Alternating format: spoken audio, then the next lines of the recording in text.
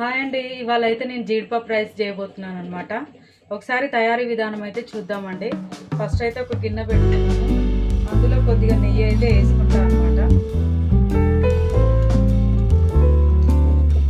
ఒక స్పూన్ నెయ్యి, ఇంకా కొద్దిగా ఆయిల్ వేసుకున్నామండి.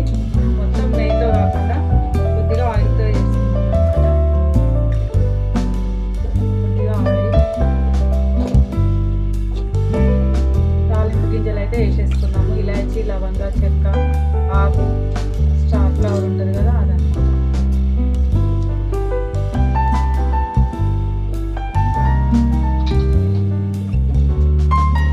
మసాలా వేగుతుంది కదా, ఇప్పుడు జీడిపప్పు వేద్దాము. ఎందుకంటే మరీ ఎక్కువ హీట్ ఉన్నప్పుడు వేస్తే జీడిపప్పు అనేది మాడిపోతుంది అనమాట. అందుకని కొద్దిగా వేడుకున్నప్పుడు వేసుకుంటాం. జీడిపప్పు కొంచెం కలర్ వచ్చింది కదండి, ఇప్పుడు కొద్దిగా ఉల్లిపాయలు వేస్తాం, పచ్చిమిరపకాయలు కొద్దిగా కలుపుదాం. ఇట్లా మంచిగా ఉల్లిపాయలు గోల్డెన్ కలర్ వచ్చేంత వరకు అయితే వేస్తాం. ఉల్లిపాయలు వేగినాయి కదండి, ఇప్పుడైతే అల్లం పేస్ట్ వేద్దాము. కొద్దిగా పుదీనా, కొద్దిగా కొత్తిమీర,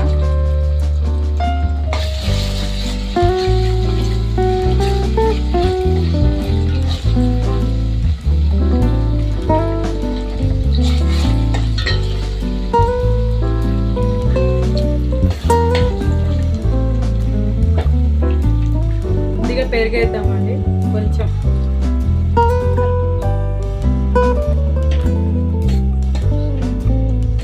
వంట చిన్నగా పెట్టి చేసుకోవాలండి, ఎందుకంటే మాడిపోతుంది మసాలా అనేది. మసాలా మంచిగా వేగింది కదండి, ఇప్పుడైతే వాటర్ వేసుకుందాము. ఒక గ్లాస్ బియ్యానికి 2 గ్లాసులు నీళ్ళు అయితే వేస్తున్నాం అనమాట.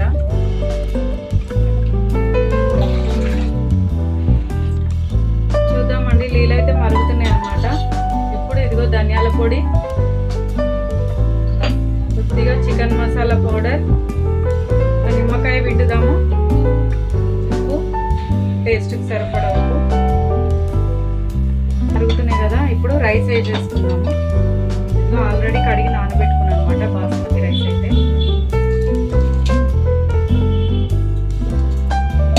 చూద్దామండి రైస్ ఎంతవరకు అయితే అయిందో. చూసిరు కదండి, రైస్ అయితే రెడీ అయిపోయింది అనమాట. సింపుల్గా ఎలా చేసుకోవాలో చూపించాను కదా, ఇంక రైస్ అయిపోయినట్టే అండి, దించేద్దాం అనమాట. ఓకేనా అండి, నా ఛానల్ అయితే ఎప్పటికప్పుడు మీరు ఫాలో అవుతూ ఉండండి.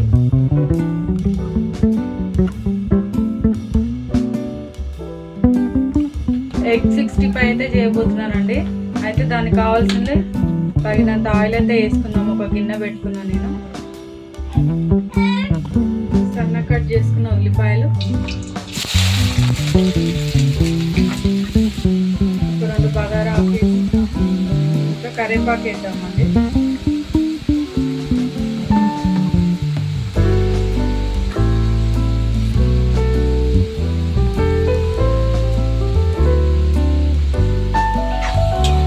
కాసేపు మంచిగా వేగనిద్దాము. ఉల్లిపాయలు అయితే గోల్డెన్ కలర్ వచ్చేంత వరకు. ఉల్లిపాయలు వేగినాయి కదండి, కొద్దిగా అల్లం పేస్ట్ అయితే వేద్దాం అనమాట. అల్లం పేస్ట్, ఇంకా పసుపు కూడా ఇప్పుడే వేద్దాము. 1 స్పూన్ పసుపు, ఇంకా ఉప్పు, తగినంత ఉప్పు, టేస్ట్కి సరిపడా ఉప్పు,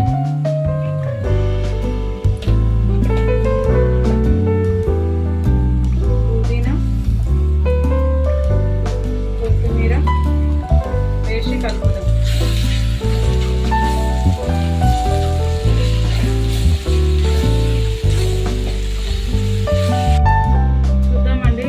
అయితే మగ్గిందో, ఇదిగో మంచిగా మగ్గిపోయింది కదా. ఇప్పుడైతే కారం వేద్దాము. 2 స్పూన్ల కారం, ధనియాలు, జీలకర్ర, గరం మసాలా పౌడర్ అనమాట వేద్దాము. ఇవన్నీ వేసి కలుపుదాము ఒకసారి అయితే మంచిగా.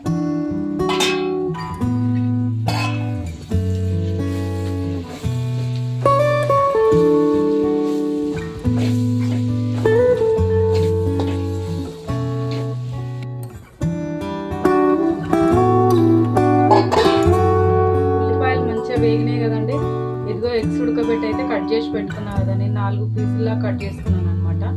అవి ఇందులో వేద్దాం.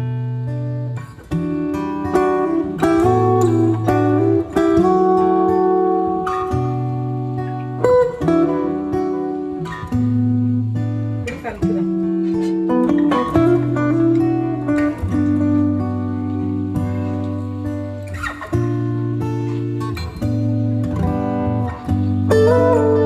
చూస్తున్నారు కదండి, కర్రీ అయితే ఆల్మోస్ట్ అయిపోయినట్టే అనమాట. ఒక్క 2 నిమిషాలు అయితే కొంచెం ఈ ఎగ్స్ అనేది ఆ మసాలా పట్టనిద్దాము. ఈజీగా ఎలా చేసుకోవాలో చూపించాను కదండి, ఎక్కువ టైం ఏం పట్టదు అనమాట. మనకు ఉల్లిపాయలు కొంచెం మంచిగా ఎక్కువ కట్ చేసుకొని ఇట్లా డ్రై రోస్ట్ లాగా చేసుకోవచ్చు అనమాట. ఎగ్ 65 లాగా ఉంటుంది, సూపర్ ఉంటుందండి, అదిరిపోతుందండి. బగారా రైస్కి అయితే వేరే లెవెల్ ఉంటుంది అనమాట.